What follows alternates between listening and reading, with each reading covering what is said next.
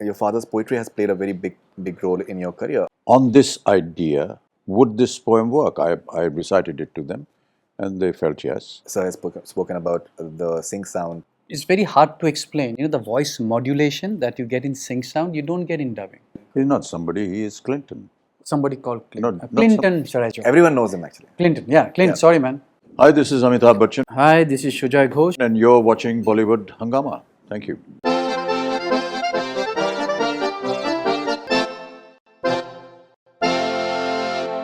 So you've also recited your father, Sir Harivansh Bachchan's poem Gudiya in the film as well. My question to you is that you've been, I think, a huge fan of your father, and when you just read his work, do you think that there are new layers to the meaning? Because the marketing team of Red Chillies and the producers, we sat in this very room and they were talking about how to promote the film, how to market the film. There were many ideas that came from the team that was doing all the edits, from Rahul Nanda, who was in charge of the designing, and he had an idea. And I just felt that on this idea, would this poem work? I recited it to them and they felt yes. I designed the music with Rohan Vinayak, the two music directors who I work with constantly. And we designed the music and then I did the recitation over the imagery and the thought process of what Rahul Nanda had designed in his mind. And that went merely as a promo. It's not a part of the film. If I have to ask you that, because I think your father's poetry has played a very big role in your career, in your life. You've always said the lines that "Man ka ho jaye to acha hai, na ho to aur bhi acha hai." But I think so many people they tend to, I think, talk about always. Do you feel that when you read his poetry now, maybe when you read it, maybe say 20 years back, there's a different perspective the way you look at it because the experiences, life as a son, I will always be appreciative of that. As people who read his poetry and his works and his writing, whether it's his prose, whether it's his PhD on English literature from Cambridge, they will obviously find some kind. I feel that the quality of a poet is everlasting, and the poet's vision is a lot far-reaching than. Sometimes you find yourself in a situation which is very personal, and you have your personal emotions and thought processes going on at that point of time, and you read a poem. Or you begin to find elements in the poem which relate to your own personal condition, and that gives it a different viewpoint. Someone else may read it with a different state of mind. If you can tell us about the technicalities, the technical aspects of the film.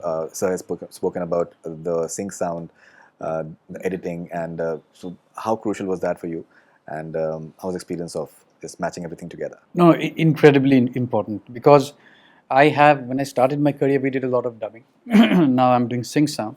It's very hard to explain. The voice modulation that you get in sync sound, you don't get in dubbing. Because normally when you're dubbing in isolation and you're throwing your voice to a screen which is probably over there. So you tend to do a little loud. But however, when you're talking to somebody, I'm talking to you here or to Sir there, and accordingly I'll throw my voice, right? So you can hear.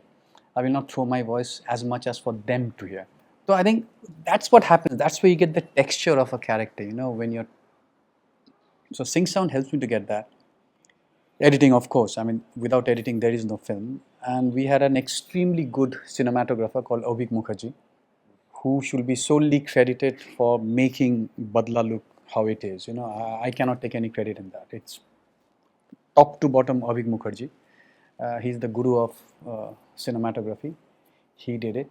The background was done by somebody called Clinton. Again, He's not somebody, he is Clinton. somebody called Clinton. Not Clinton, should I joke? Everyone knows him actually. Clinton, yeah, Clinton. Sorry, man. He's a genius. Oh, yeah. Clint is Absolute music outstanding. genius. The way he brings out the emotion of a scene, he is. See, my job is to manage Faridoon. I don't do much. I just manage people. I just give them whatever they need to do, whatever they need to do. No, but see, as a director, you have to decide that what scene to keep and not to keep, because ultimately it's like a 2-hour film. But then again, many that's times we see pre-decided. that कि उतना 15 minutes थोड़ा सा ज़्यादा लग रहा है. The way people have those comments, so it's basically the director who understands that what finally to keep in the film and what to just. I guess that's the only probably call I take. But and again, all the technicalities that you're speaking about, editing, sound, and music, and everything else is done. I just put it together. Yes, I take that call. But then again, some way it's also aided by the script we have already written. So more or less we have a structure in our head, kaisi hona chahiye. But if something goes a little beyond uh, what we were thinking, then we have to take that call. इधर पे थोड़ा छोटा करना है, इधर पे थोड़ा लंबा तो नहीं हो सकता है. लेकिन wherever we can snip, we snip. We take some fat out. So, your producer was Shah Rukh Khan, and we've seen, I think, wonderful bantering going on between you two. And so, how was the experience of promoting the film with him? A lot of the things that we discussed during the marketing sittings, one of the things that came across was because the film is different, because it does not have the usual music and song, and can we design something which looks different also? We came to a conclusion that it would be nice if just Shah Rukh and me sat and talked about the film, about life, about anything that under the sun. I've always felt that there's very little documentation that the Indian film industry does. We don't have any documentation of sitting with an actor or a producer or a director or a music director or a cameraman and talk to them about how he went about doing this film.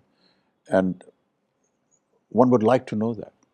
I would have loved to know what K. Asif thought when he was doing Mughal-e-Azam, or what Mehboob Saab thought when he was doing Mother India, and why he designed it like this. What does Dilip Saab say about his performance in Devdas? What went through the minds of Sachin Dev Burman and Rahul Dev Burman when they designed a particular kind of music? We have no documentation of that, and that would be so interesting. I just thought that maybe if two actors sat together and had a chat and talked about cinema and talked about their approach to the role, it would form good documentation. It's another matter that our banter with Shah Rukh and me went a little, different, but it was nice. I think it just gave it a different aspect of how to promote a film. We talked about the film, and I think very judiciously we put in elements of Badla and also part of our personal lives, and so hopefully that seemed to have worked. I don't know. Did it work? All right. Very enjoyable. So all the time there was this desire to do something different to promote the film because the film was different. So whether it was reciting my father's poem, whether it was the posters, whether it was doing a song which was going to be picturized merely as a promotion, which is going to happen by Monday, all that was just to do something different. Right. Yeah. There's an interesting line, "Sikke ka teesra pehlu," which is, I think, pretty interesting.